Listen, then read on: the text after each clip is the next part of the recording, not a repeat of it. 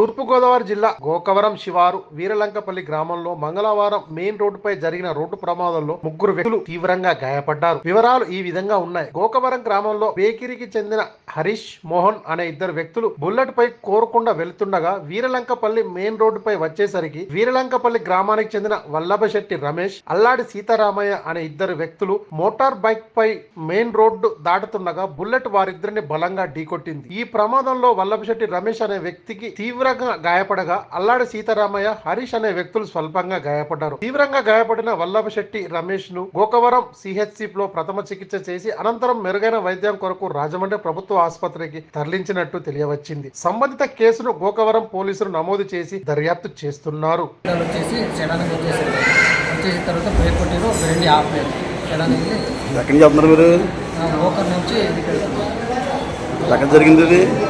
ఎక్కడ జరిగింది? సర్కల్ ముందే సర్కల్ షో చేసి అక్కడి నుంచి మాకు కొండ వస్తుంది.